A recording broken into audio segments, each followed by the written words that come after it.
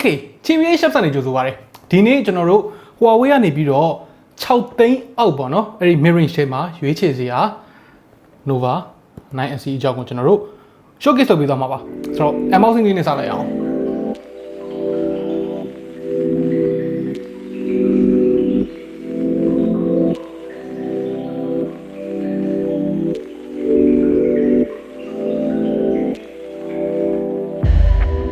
So build quality ရဲ့ design ရဲ့မှာသူ့ကိုအမှတ်ကောင်းကောင်းပေးခြင်းတယ်ဗျာသိလားဒီပထမဦးဆုံးမြင်လိုက်ရတဲ့ first impression မှာသူနဲ့ဈေးနှုန်းခက်ဆင်ပေါ့နော်တခြားသူတွေမှာ plasticky ဖြစ်နေတဲ့အချိန်အရန် plastic ဆန်နေနည်းနည်းဘယ်လိုခေါ်မလဲပွားရောင်ထူပြပြလေးတွေဖြစ်နေတဲ့အချိန်မှာသူက glass material လေးတွေကိုသုံးပေးထားတယ်တောင်းတင်းလေးရှိတယ်ကြစ်လေးရှိတယ်ဒါပေမဲ့အနောက်ကမှန်ဖြစ်နေတဲ့အတွက်လက်ရထင်တာဘာညာတော့ရှိတာပေါ့နော်အဲ့ဒါကိုလက်ရထင်တာကိုကိစ္စမရှိဘူးဒါကိုအဆင်ပြေတယ်ဆိုလို့ရှိရင်တော့ build quality မှာပြောစရာမရှိတော့အောင်ကောင်းတယ်ကြစ်လေးနဲ့ weight ကလည်းရှိတယ်ဗျသူက191 gram ဆိုတော့မလေးမပေါ့လေးပေါ့နော် camera module နေရာလေးကကြတော့ဒီ flagship series မှာဒီ P50 series lineup ကိုနည်းနည်း inspiration လေးတွေယူပြီးတော့လုပ်ထားတယ်လို့မြင်တယ် module နှစ်ခုနဲ့ပေါ့ဗျာ camera bump ကတော့နည်းနည်းလေးကြီးတဲ့အထဲမှာပါတယ်ဒါပေမဲ့အဆင်ပြေပါတယ်ဒီဖုန်းရဲ့ညာဘက်ထဲမှာပဲ volume rocker ရော power button နဲ့ဒီ fingerprint နဲ့ပေါင်းထားတဲ့ဟာရောတွေ့ရမယ်ပေါ့နော် fingerprint က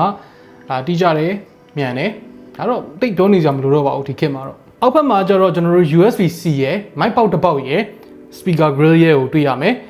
ဒီနေရာမှာတစ်ခုနည်းနည်းလေးကျွန်တော်ကို OCD ပေးနေတာဒီ USB-C ပေါက်ကနည်းနည်းလေးအောက်ရောက်နေ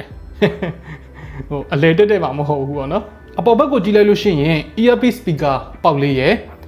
SIM card slot ရဲ့ mic နောက်တစ်ပေါက်ရဲ့ကိုတွေ့ရမယ်ဒီနေရာမှာဒီ earpiece အပေါက်လေးကိုအပေါ်လေးတင်လိုက်တဲ့အတွက် screen ကအရှိမအပေါ်ထိနေရာယူလို့ရသွားတယ်screen to body ratio များသွားတယ် screen အပြည့်ဖြစ်သွားတယ်ပေါ့နော်အောက်ဘက်မှာလည်းသူကချင်းကအကြီးမဟုတ်ဘူးဆိုတော့ကျွန်တော်အခုပြောလိုက်တဲ့အချက်တွေပေါင်းလိုက်လို့ရှိရင်အပေါ်ကလည်းဘောင်သေးတယ်အောက်ကလည်းဘောင်သေးတယ်ဆိုတော့ဖုန်းကကန်လိုက်ချင်းပါဗျာဘာမှမသုံးရသေးခင်ပေါ့နော်သူရဲ့ဒီ build quality ရဲ့သူရဲ့ဒီ design ရဲ့ material ရဲ့ဒီ screen ရဲ့ကိုကြည့်လိုက်လို့ရှိရင်သူ့ထက်နည်းနည်းပိုဈေးကြီးတယ်ဆိုတဲ့ခံစားချက်မျိုးကိုပေးတယ်တခြား competitor တွေထက်အဲ့တစ်ချက်မှာအားတာတယ်ဒါပေမဲ့ဆက်သုံးလိုက်မယ်ဆိုလို့ရှိရင်တော့နည်းနည်း dig လုပ်လိုက်မယ်ဆိုလို့ရှိရင်တော့အားနည်းချက်လေးတွေတော့သူ့နေရာနဲ့သူရှိတာပေါ့နော် perfect တော့ပဲဖြစ်နိုင်မှာမလဲဆိုတော့အားနည်းချက်တွေကတစ်ခုကိုစပြောပါဆိုလို့ရှိရင်အမြင်သာဆုံးပေါ့နော်ကိန်းဂဏန်းအရာအမြင်သာဆုံးကတော့ battery လို့ပြောကြလိုက်မယ် Huawei ကသူ့ရဲ့ flagship တွေကအစပေါ့နော်ဒီနှစ်မှာသူ့ရဲ့ဖုန်းတော်တော်များများမှာ battery mAh လေးတွေ short ထားတာလေးတွေတွေ့ရတယ်ဒီ lineup ဒီဈေးနှုန်းဝန်းကျင်မှာဆိုလို့ရှိရင်သူများတွေက9000 mAh တွေသုံးထားတယ်ဒီကောင်းမှာ4000 mAh ပဲပါတယ်ဒါပေမဲ့တစ်ခုကောင်းတာကဒီဘူးထဲမှာပဲပေါ့နော် unboxing လုပ်လိုက်ကြရတော့တွေ့မှာပါ66 watt Huawei ရဲ့ super charging adapter ပါတယ်သူက85ရာခိုင်နှုန်းကိုမိနစ်20နဲ့သွင်းပေးနိုင်တယ်အပြည့်သွင်းမယ်ဆိုလို့ရှိရင်မိနစ်40အောက်လောက်နဲ့သွင်းနိုင်တယ်ပေါ့နော် battery ကလည်းအရင်မကြီးဘူး66 watt လည်းဖြစ်တယ်ဆိုတော့ဒီတစ်ချက်ကတော့အားသာချက်လို့ပြောလို့ရတာပေါ့ဖုန်းတစ်လုံးကိုတရက်တစ်ခါအားသွင်းမဲ့သူတွေအတွက်ကတော့လုံလောက်တယ်ဗျာရုံသွားရုံပြန်ကြောင်းသွားကြောင်းပြန်အလောက် battery ကိုတော့သူလုံလောက်တယ်ဒီ build quality နဲ့ဒီ material နဲ့9000 mAh နဲ့ပေါင်းလိုက်မယ်ဆိုလို့ရှိရင် weight ကလေးသွားမယ်ဖုန်းကြီးကထူသွားမယ်အဲ့ဒါမျိုးကိုသူတို့ခြေပခြင်းတဲ့အတွက်ဒီနေရာမှာ short လိုက်တာလို့ပဲဒါခက်မှန်းလို့ရတယ်ပေါ့နော်နောက်ထပ်ကျွန်တော်တိတ်ပြီးတော့အရင်အားမရတဲ့တစ်ချက်ကသူ့မှာ speaker တစ်ပေါက်ပဲပါလားအပေါ်ကဟာ earpiece ပဲ stereo speaker မဟုတ်ဘူးဆိုတော့ video တွေကြည့်မယ်ဆိုလို့ရှိရင်နည်းနည်းတချမ်းလေးစောင်းနေတယ်လို့ဖြစ်နေတာပေါ့နော်အတန်းဒီတစ်ဖက်ကပဲလာတာဆိုတော့အရင်ကြီးတော့အားမရဘူးပေါ့အဲ့ဒီဘက်မှာ okay အားမရစရာအပိုင်းပြီးသွားပြီဆိုတော့အားရစရာအပိုင်းပြန်လာမယ်အဲ့ဒါကျတော့သူ့ရဲ့ screen size သူ့ရဲ့ screen size က 6.88 လက်မရှိတယ်90 Hz ရတယ် brightness တွေ color accuracy တွေအကုန်ကောင်းတယ်တခုပဲသူက OLED မဟုတ်ဘူး IPS LCD ပဲ size အနေနဲ့ရော refresh rate အနေနဲ့ရော color အနေနဲ့ရောဒါလက်ခံလို့ရတယ် OLED မဟုတ်တဲ့အတွက် expectation လေးတွေကတော့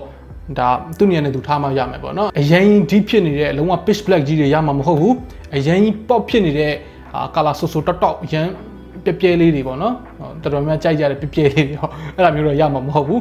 ဒါပေမဲ့ display quality ကညံ့တဲ့အထဲမှာမပါတာတော့သိကြတယ်ဒီ display ကိုဒီတိုင်းသုံးနေမယ်ဆိုလို့ရှိရင်ညတော်တော်များများတော့ကဒါ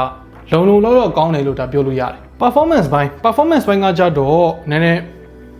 ပြောရတာပြင်းမှုတော့ကောင်းတယ်ပေါ့နော်ဒီနှစ်မှာ mid range phone တွေတော်တော်များများက Snapdragon 680တွေကြီးပဲသုံးထားတာဆိုတော့ဘယ်လိုပြောရမလဲဒီ performance level က powerful ဖြစ်တဲ့အထဲမှာမပါဘူးချိန်ထဲမှာပဲညံ့တဲ့အထဲမှာလည်းမပါဘူး အသစ်တော့အသစ်6 nanometer architecture မှာလောက်ထားတာ price to performance phone လို့ပြောရလောက်အောင်တော့မကောင်းဘူးဒါပေမဲ့အလုပ်ဖြစ်တယ် game ဆော့လို့ကောင်းလားလို့မင်းရင်ကောင်းတယ်အရင်တော့မဟုတ်အဲ့လိုပြောရမယ်ဆိုတော့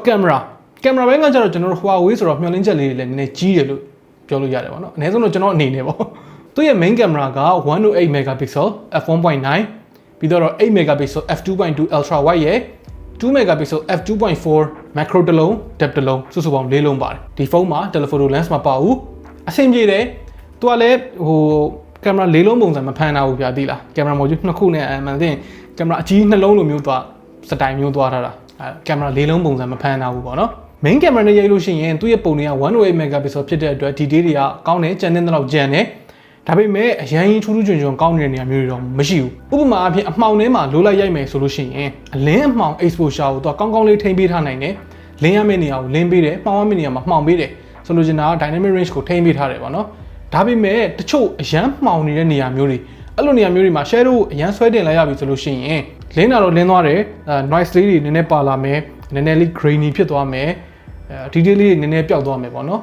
အဲ့လောက်ပဲပြိုးကြည့်ပြဲကြည့်မဟုတ်ဘူးဆိုရင်တော့အဆင်ပြေပါတယ်ပြောရင်ဒီဈေးတန်းမှာတော့ကင်မရာကောင်းတယ်လို့ဒါပြောလို့စရတဲ့အနေအထားမျိုးမှာရှိတယ်သူရဲ့ macro နဲ့ depth နဲ့ကတော့အရင်အသုံးဝင်တယ်လို့မထင်ဘူး macro ရိုက်ချင်တယ်ဆိုလို့ရှိရင် main camera ကို108 megapixel နဲ့ရိုက်ပြီးတော့အဲ့ဒါကို crop လုပ်လိုက်အဲ့ဒါပို့ပြီးတော့အလုပ်ဖြစ်တယ်လို့ထင်တယ် selfie camera ဒီအရှိဘက်က selfie camera ပေါ့နော်16 megapixel f2.2 ပါတယ်သူလည်းပုံမှန်ပဲ detail လေးတွေကျန်တယ် exposure လေးတွေမှန်တယ်တခုပဲကင်မရာကို front facing mode ပြောင်းလိုက်လို့ရှိရင် portrait ထဲကိုတန်းပြီးတော့ဝင်သွားတာပေါ့နော်အဲ့ဒါကိုမှ effect တွေပါမပါခြင်းဘူး smooth effect တွေမလုပ်ချင်ဘူးဆိုလို့ရှိရင်ပုံမှန် photo mode ထဲကိုပြန်ဝင်ရတယ်ဒါHuawei ဖုန်းတွေမှာအရန်သေးရတာဒီဖုန်းက 8GB 128GB version ကို6သိန်းအောက်ပေါ့နော်9,900ဆိုတဲ့ဈေးဆိုတော့အရင်မဆိုးဘူးဒီဈေးဝန်းကျင်တခြားကောင်တွေထက်တာတဲ့အပိုင်းလေးတွေရှိတယ်ဥပမာအဖြစ် build quality တို့တချို့ကောင်တွေထက်ဆိုလို့ရှိရင် RAM ပိုများမယ်တို့ screen to body ratio ပိုကောင်းမယ်တို့အားနည်းချက်ကကြတော့ speaker stereo speaker မဟုတ်တာပြီးတော့ထုံးစံတိုင်းပဲ Huawei ဖြစ်တဲ့အတွက် Google Play Services မှာပါတာပေါ့နော်ဆိုတော့အဲ့ဒါကိုကြော်ခွာကျင်တယ်ဆိုလို့ရှိရင်ကြတော့ Huawei ရဲ့ app gallery ထဲမှာ G Space ဆိုတဲ့ဟာကို shut down လိုက်ပြီးတော့ပြီဆိုလို့ရှိရင်အဲ့ထဲမှာ Google account ဝင်ပြီးတော့ YouTube တို့ Google Maps တို့လိုမျိုး GMS လိုတဲ့ apps တွေစပြီးတော့သုံးလို့ရပြီပေါ့နော်ဘာပဲပြော native မဟုတ်ဘူးဆိုရင်တော့မ